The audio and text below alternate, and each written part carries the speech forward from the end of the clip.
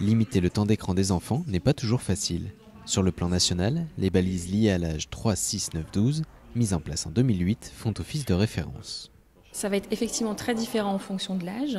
Avant 3 ans, la consommation d'écran est loin d'être indispensable. Il n'y a pas de retard pris sur le plan des acquisitions au niveau des nouvelles technologies.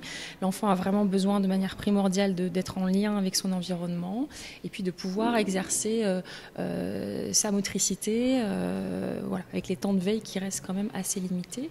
À partir de 3-6 ans, c'est important que les parents surtout limitent le temps d'écran, choisissent les programmes de manière à ce que voilà, les choses soient bien cadrées dès le départ. 6-9 ans, c'est là où vont pouvoir... Alors toujours la limitation des écrans, du temps d'écran, pardon, toujours attention au programme, mais aussi favoriser les pratiques créatives autour des écrans de manière à ce que l'enfant puisse aussi s'approprier les nouvelles technologies et en faire un objet de création. Et ensuite, 9-12 ans, effectivement, donc il va y avoir aussi tout ce qui est autour des réseaux sociaux, de comment protéger l'enfant, lui expliquer comment ça fonctionne, comment il peut se protéger et être en lien avec les autres à travers ces réseaux. Dans la pratique, on distingue les écrans non interactifs comme la télévision et les écrans interactifs comme les tablettes.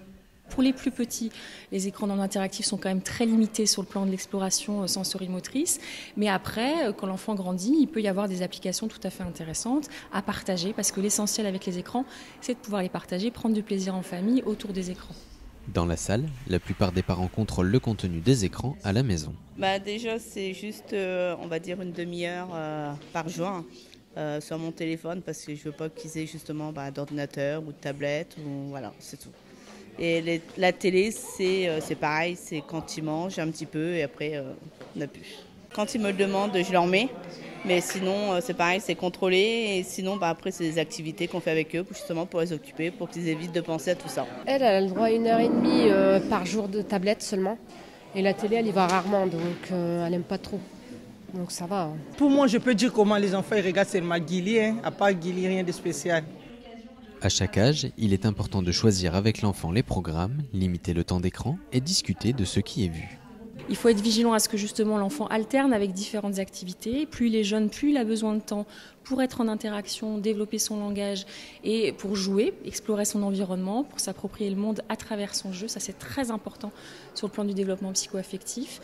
Quand l'enfant grandit, effectivement, s'il commence à s'isoler, à être moins en demande de liens, que ce soit avec ses camarades, avec sa famille, et qu'effectivement, il a tendance à être trop sur les écrans, là, il faut pouvoir effectivement voir avec lui ce qui se passe, parce qu'en général, une consommation excessive d'écran cache un mal-être, et donc c'est sur ce mal-être qu'il faut intervenir. C'est pas l'écran uniquement qu'il faut pointer du doigt, c'est vraiment essayer de trouver les raisons pour lesquelles ce jeune est en difficulté.